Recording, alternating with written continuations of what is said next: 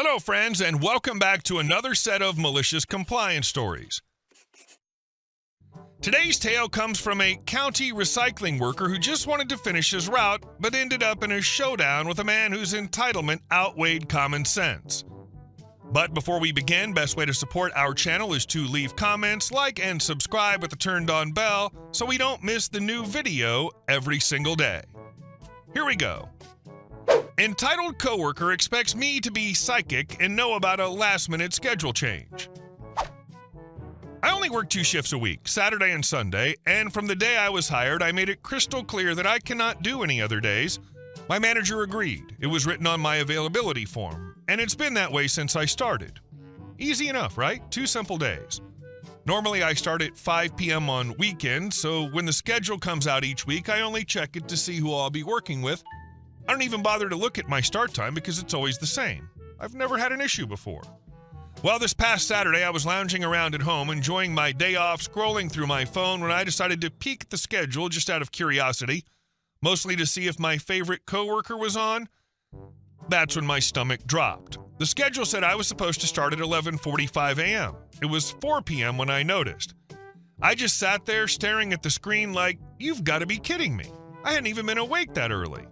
I didn't roll out of bed until around 1 p.m. My shift was more than halfway over before I even knew it existed. I told my mom, kind of panicking, and she looked at me and said, well, that's their fault. They never asked you to change your hours, and you told them from the start you only work evenings. She had a point. I've never once done a 10-hour shift there, not even close, so why anyone thought to just throw me into one without asking first is beyond me. Still, I felt bad. I didn't want to be that employee who just doesn't show up even if it wasn't my fault, so I decided to go in for my normal 5 p.m. start time anyway, just to face whatever mess this had caused. When I walked in, my coworker immediately gave me this look, you know the kind, the tight-lipped, judgmental, you messed up and I know it glare. I tried to lighten the mood and said, hey, sorry I wasn't in earlier, I just found out they scheduled me for a morning shift. She didn't even smile, she just said, I'm not the one you should be apologizing to. All right then, point taken. So I went straight to my manager. I told her I was sorry for the mix-up, but that I hadn't been informed about the shift change and that I'm not available for mornings anyway. She looked at me calmly and said, it's okay, we managed without you. That was it. No lecture, no write-up, no next time please check your schedule, just that. I walked away kind of stunned, like if it was so okay, then why even schedule me for a random 10-hour shift in the first place? And if it wasn't okay, why not call me when I didn't show up? I've got a cell phone, an email, and a brain, all perfectly functional. Not one missed call, not one text. It's almost funny in hindsight. They never told me about the change, never checked when I didn't show up, and then somehow still made me feel like I was in the wrong. Honestly, the whole thing just reminded me how messy retail scheduling can be. From now on, I'm checking every single detail on that stupid schedule, even if it's supposed to be the same as usual, because apparently nothing's ever that simple when you work weekends. I tell your manager I've worked here for X amount of time and have always worked X shift. Why was I not notified in the schedule change? I've been upfront with my availability, so I expect that you'll also be upfront with any changes to the schedule. Then on Friday, call and ask what shifts you're working, ask to speak to the manager and have them tell you the shifts you're working. So now there will be no more mistakes, and you've told them politely and firmly what you expect from them. And our second story.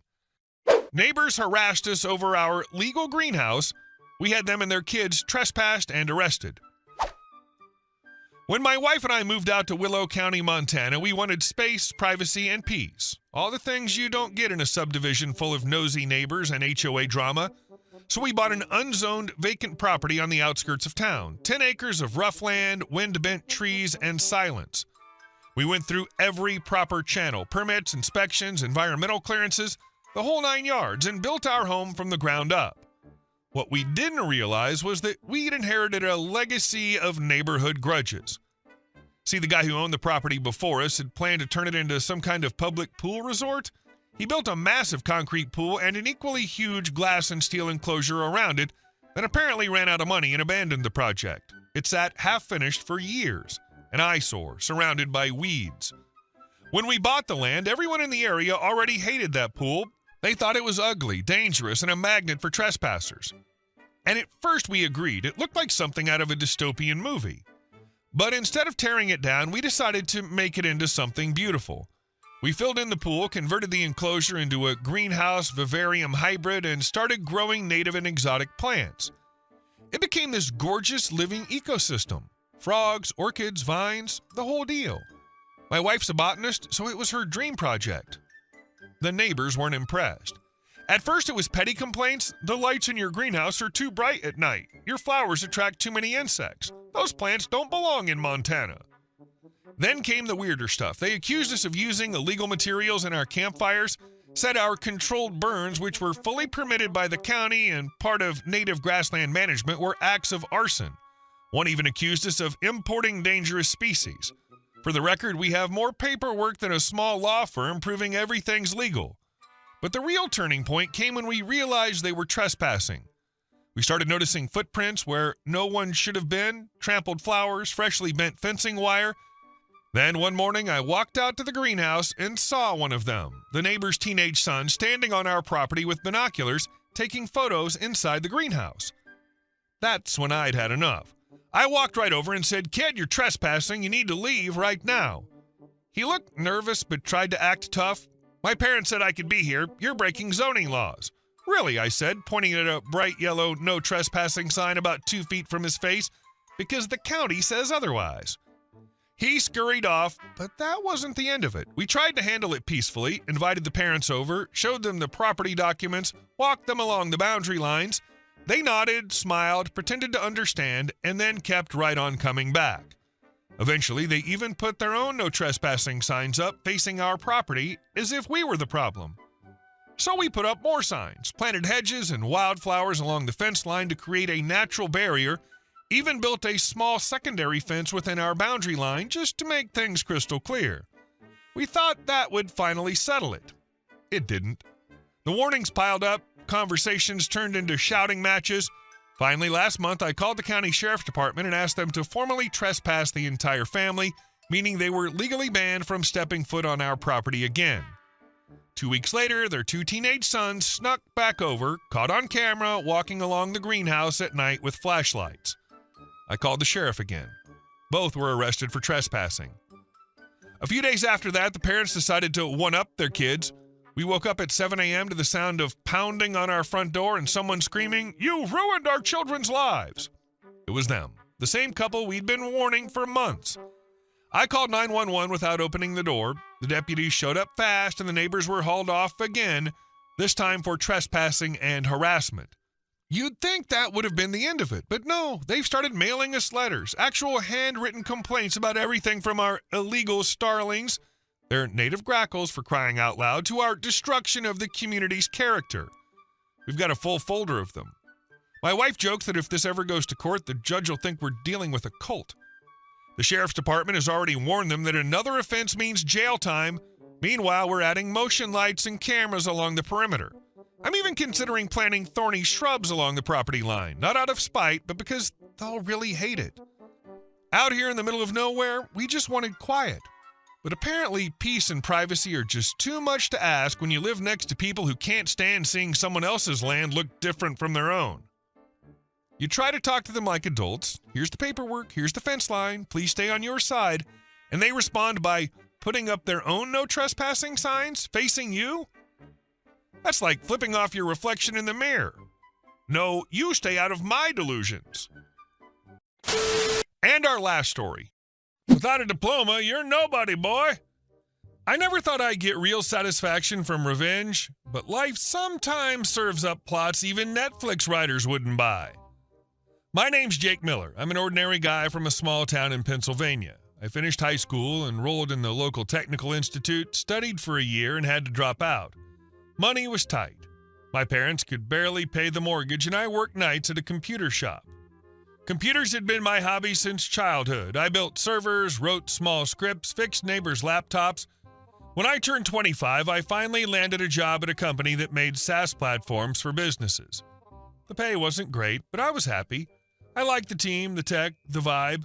The only minus, my boss. You could spot Mr. Johnson from afar by the smell of smugness. He had a Harvard Business School diploma hanging right over his desk, so everyone who walked in could read Harvard Business School, class of '02.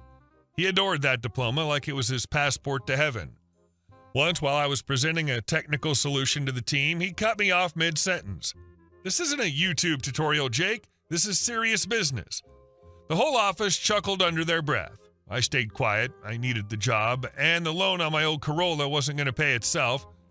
When the company started building a new CRM platform, I poured my soul into it. We worked nights. The system kept breaking, and clients were already expecting the launch. 2 days before the deadline, everything crashed. The API just wouldn't work. The whole office panicked. Nobody could find the cause. I stayed after my shift and spent the whole night in the code. At 6 in the morning, I found the bug. Tiny but fatal. I fixed it, restarted the server, and everything ran like clockwork. The next day, Johnson walks into the meeting, waving his arms. As I said, we needed to change the request structure. Problem solved.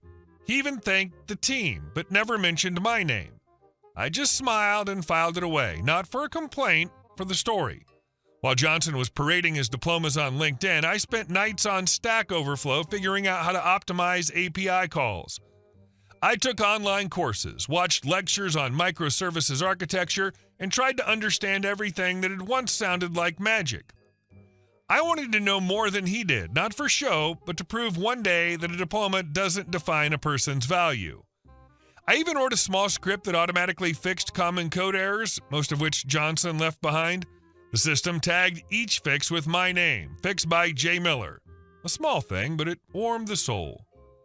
A few months passed, the market dipped, the company went up for sale. Rumors started that a big corporation from Seattle would buy us.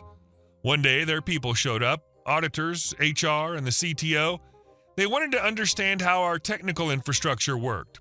Guess who they asked to explain everything? Yup, me. Because no one but me truly understood the system's architecture. I gave them a 2-hour tour, diagrams, code servers, databases, integration logic. The CTO listened closely, asked pointed questions, and even paid me a compliment. "So you built all of this yourself? No degree?" Impressive, Jake. A month later, the deal closed. The company was officially acquired. Part of management was let go. I figured I'd be laid off too, but HR called me in. They offered me the position of technical director, triple the salary, full decision-making freedom. I could hardly believe it. "But I don't have a degree," I said. HR smiled. "We're looking for people who actually know what they're doing, not just collectors of certificates." A week later, they introduced me to the team. I walked into my first meeting in a fresh suit, coffee in hand, sat at the head of the table, and felt a strange, quiet satisfaction. The door opened, and in he walked, Mr. Johnson. Same superior look, same smile, but when he saw the nameplate, Jacob Miller, technical director, his face went a shade paler. "Oh, Jake," he said, trying to sound friendly, "you're probably helping with the transition for a bit, right?" "Not exactly," I replied. "I'm running the entire technical org now." "Looks like your department too." He gave an awkward smile and sat across from me. He started his report, flipping slides, stumbling over every third sentence. His charts didn't match reality. The numbers were a mess. I listened for 5 minutes, then raised a hand. "Mr. Johnson," I said evenly, looking him in the eye, "keep it brief. I don't have any diplomas, but I don't have time either." A few restrained snickers went around the room. He flushed, faltered, swallowed air, and didn't say another word without my say-so. After the meeting, I returned to my office to find a note from Sarah, 10 for 10, win of the year. 3 months later, he was transferred to a branch in Idaho, and I got a bonus for system optimization. I heard their office out there is a trailer by a Walmart parking lot. I bought a new laptop, finally took a vacation, and went to a lake where I just sat on the shore with coffee, watching the sun come up over the water. But that wasn't the end. Life, like a perfect screenwriter, loves to bring characters back just when you've forgotten them. About 6 months after that legendary meeting, I'd settled into the new role, was enjoying the work, colleagues respected me, clients were happy. One evening at a cafe after work, I got a notification. New message on LinkedIn from Mark Johnson. At first, I couldn't believe it. I opened it and saw his avatar, the same smug look, just a bit older and more tired.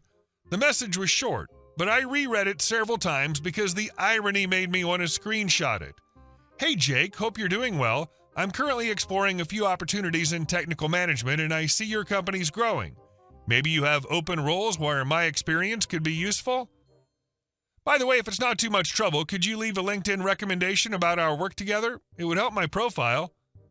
I sat there with my latte, literally choking back laughter. The man who told me a year ago that without a diploma you're nobody was now asking me to vouch for his competence. Karma clearly has a great sense of humor. I first thought I'd ignore it, but then decided opportunities like this come once in a lifetime. I opened the chat and typed, "Hi Mark, yes, I remember our time working together. It was very educational." About the recommendation, sure, I can confirm that you excel at delegating, especially when you have no idea what's going on. I'll also note your ability to create an inspiring atmosphere for the team, mostly through fear. And of course, your remarkable talent for taking credit for others' achievements. That's a rare skill in today's world.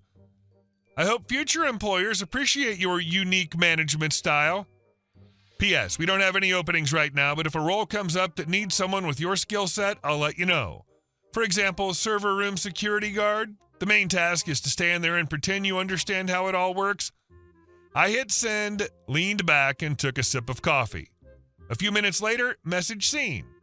And nothing else. Not a word. Revenge doesn't have to be loud. Sometimes it's enough to sit in the very chair where you were once humiliated and calmly say, "Keep it brief." Hey guys, thank you all for watching the video. I'll see you in the next one.